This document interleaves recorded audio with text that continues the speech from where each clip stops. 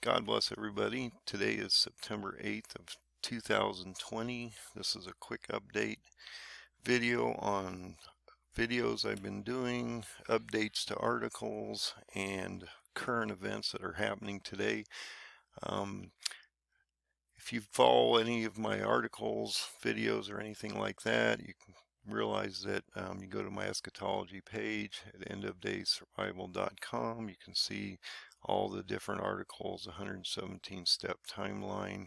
I just did a video on, I'll go through that in a second. Different articles, I just put a few more extra articles out here on the what's coming up in the next 7 years, and I'm going to go through some of that with you right now. So the first update I wanted to look at was the base calendar, the 117 step calendar just underneath the logo here.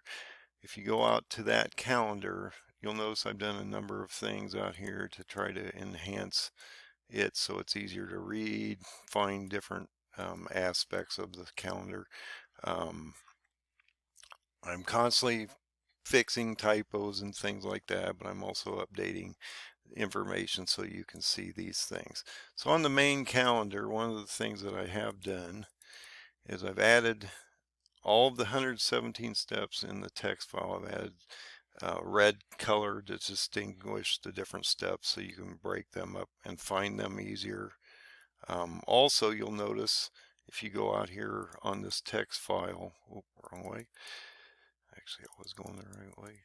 If you go out to this text file, you'll notice that I broke down where the sorrows and the birth pains are, where tribulation starts, and how it runs through the 1260 days before abomination, and then once abomination happens, we have great tribulation. So I added this to the side so you can see where these demarcations are.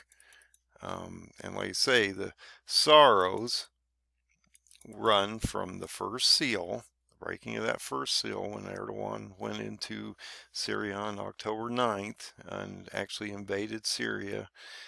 He started breaking those sorrows. That first seal was broken. From the first seal to the signing of the 7-year covenant of death, or the start of the 1260 days, is the sorrow. So until we see that signing of that 7-year covenant, we're still in the sorrows. Even if he stops the continual burnt sacrifices or offerings above here 30 days prior, we're not into the tribulation period. We have to get into that signing. And then we have the 1260 days. Then we have abomination of desolation, where he commits abomination on the Temple Mount, and that starts great tribulation until basically he drops down the bowls and he cleanses the planet on the seventh bowl.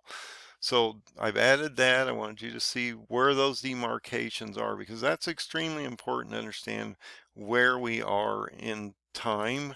A lot of people think that because it's getting ugly out here that we're in tribulation, and that's just not the case. We're still in the sorrows.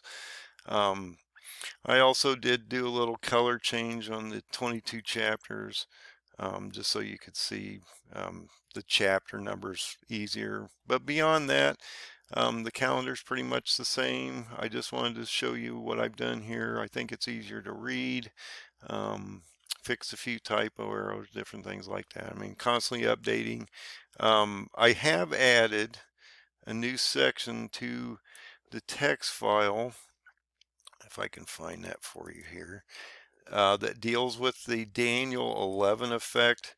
So as you get into Daniel 8, and we see that Iranian destruction by Turkey of Iran and the Kurds, we'll start to see them work down through Saudi Arabia into Egypt, and they hit that choke point. And then, like I say, Daniel 11 starts to kick in there, where we see those negotiations between the Egyptians and the king of the south, the Egyptians, and the king of the north, which is Turkey, and that these are going to constantly be insurrections back and forth between these two kingdoms, even while Gog is on the ground, but once Gog's dead and then resurrected, we'll also see that during the Antichrist time. But Daniel 11 is talking about when they get between those two down to Egypt, and then they have to be pulled back to the two seas.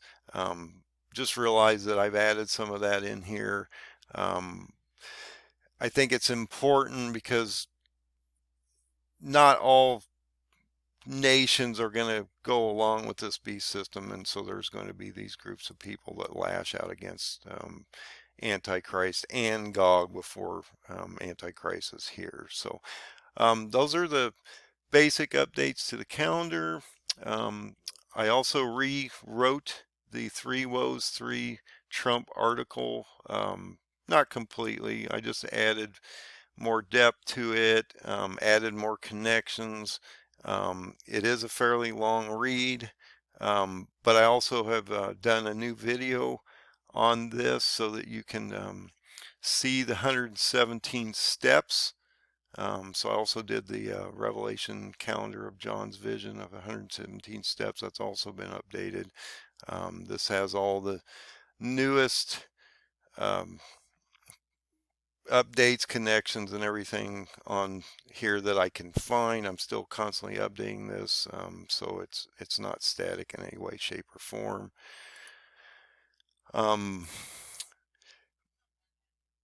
Couple things I thought were extremely important that we're starting to see happen here. You notice at the beginning of the month we started to see a reset of the markets to a certain degree. We were on this 3-month tear where the markets were going up, and then I had mentioned in a few videos about how the tech sectors are overvalued and that this was going to be a problem. And we're now starting to see, and once Tesla and Apple split their stock at the beginning of the month, we started to see this reduction in the tech sector, and today I believe, I may be wrong at this time of the day, but Tesla was down about 20%, and he's been down pretty much the whole month. Once they split that stock, they had an investor leave, and that dropped the tech stocks down. And this is a problem because the tech sector runs off of about 6 different companies. Even though it has many companies in it, 6 companies are basically overloaded in that tech stock, and I've been saying they're overvalued for a while, and there's going to be a point in time where they're not valued to the point where, and it's just logic here. Tesla cannot build enough cars to offset the valuation of this company. It's just not possible. He doesn't have the market, and they've driven these markets up due that there's no yields out here and there's nowhere for these people to make money in the markets right now. And so they've been driving these tech sectors up due to everybody's on the internet right now because we're all locked down. And that will continue to a certain degree because the lockdowns will continue as we get into fall. This is going to cause a lot of problems for everyone here. So just realize that the markets are going to start to see some stress. We're out of earnings season now, so there's no way to make yields. They're throwing out the money, and they can't come up with a new stimulus plan because the Democrats are fighting with Trump on the election cycle. And so I don't necessarily know that a package is going to get out anytime soon. It could be 2 months, 4 months, 6 months down the road before we actually see any kind of real relief on that. And people are in a pretty bad place right now. I noticed there was an article that 37% of the households in the United States really couldn't pay their mortgage this last month in August. So there is some real problems going on out here. Something that I think that's extremely important and is this blowing of the shofar on the Temple Mount, the first time potentially on the Feast of Trumpets on September 18th through 20th with the Rosh Hashanah. It's the Feast of Trumpets. It's the start of the sixth year of the Shemitah cycle, the start of the forgiveness. And if you know anything about the Shemitah, and I'm learning as I'm going along, I picked up more on the Jewish side. This is something that I've been working through to try to understand more about the Torah and the Jewish laws and things that we will be, those will be the laws. So we need to at least understand them, or at least get a better handle on what these Jewish Hebrew holidays are and when they fall and why they're so important to God's calendar and why they're important to that timeline that I've been talking about. But this shofar, this is important, okay? So in God's world, we always work off 7 years, 7-year creation, 7,000 years, one day is that's 1,000 years in God's world. So we always work off this 7-day thing. We're supposed to work for 6 days, have a day off. Well, this is this premise of what the Shemitah is all about, is that we have a 7-year cycle. We work 6 years, and then we're supposed to have a reprieve or a rest period for not only the land, but for the people. Everybody's supposed to just chill for a year. Even debt is supposed to be forgiven. We're not supposed to, after 6 years, if they have not paid that debt, we're supposed to relieve them of that burden and wipe the slates clean. And so that allows the system basically to not be greedy, okay? And that's what the whole system's about, is that at the end of that 6-year cycle, if you couldn't afford to loan it to them and they weren't going to pay it back or whatever, then you have to forgive them after 6 years regardless of what happens. And so the banks, people in general, we're supposed to forgive that debt. And then the other layering effect was that the land was supposed to rest, as well as we were supposed to rest. On that 6th year, we're supposed to take that 7th year off. In that cycle, God would bless us 3 times. He would then allow us to produce enough food and materials to be able to survive for 3 years during the year that we were down, and 2 years prior to that, so we could then start to rebuild that next 6-year cycle to the next forgiveness of the 7th year again. And this happens every 7 years. You go through 6 years of work, you get the 7th year where you're down, and you forgive the debt, and you let the land and the people rest. And we have not been following God's laws. We're not following his commands. So normally it would be a triple blessing, but we're at the 70th week of Daniel, okay? We're already breaking seals. If Erdogan went into Syria on Yom Kippur on October 9th of October 9th of 2019, then we're starting to break those seals already, and we're already in the sorrows, and so we can't turn this clock back. So if we have not listened for 6,000 years, if we haven't done what God's been asking us to do, if the banks have gotten greedy and the people have gotten greedy because they don't realize that they should forgive their debt and that we need to wipe the slate clean, and we haven't been doing this for 6,000 years, my fear is that we will have what I call a triple curse, not a blessing.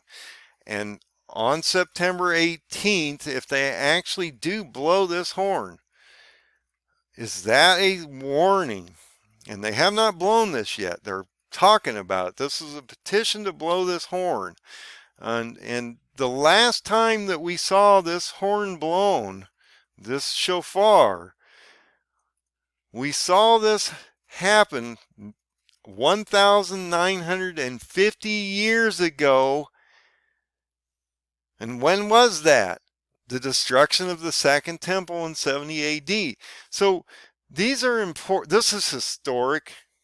This is an historic event if this happens. This has not happened for almost 2,000 years since our Lord was crucified back in 33 AD.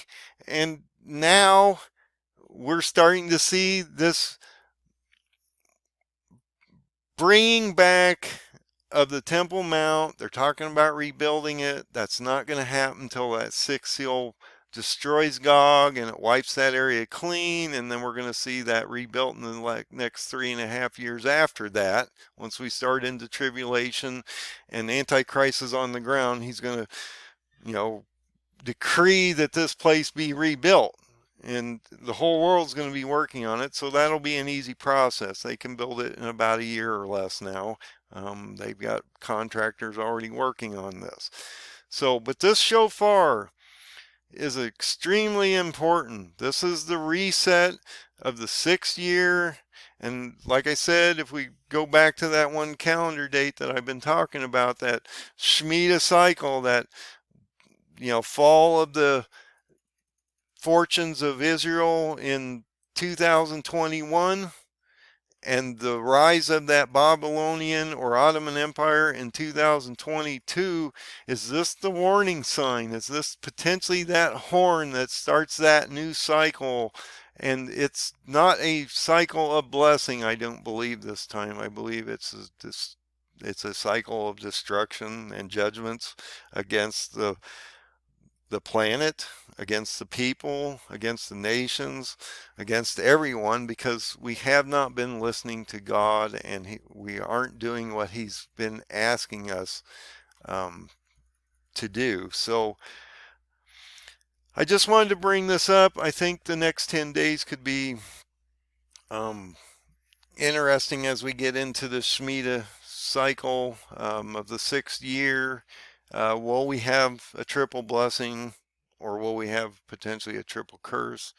I don't know. I see this September 18th number coming up constantly in my life at this point. A number of things have come up on this date, so I'm starting to think that there's some validity to this date, and that we need to watch the September 18th through 20th date. And that we need to watch whether they actually get this shofar to blow. If this actually occurs, then I believe this will then usher in some new changes. And like I say, I've had those acceleration dreams. It seems like we're in an acceleration period. We're going to see the ramping up of the corona in about 2 to 3 weeks now that they've unleashed everybody on Labor Day. Remember, there's that 5 to 6 week cycle I keep talking about. You start to see those infections between fourth day and the 2nd week, and then from the 4th day to about the 3rd to 4th week, we start to see the hospitalizations, and then we start to see those mortality rates start to climb into the 5th and 6th week. So there is a cycle on this disease. We're going to see the schools are already opening up, and they're already shutting some of them down within a week.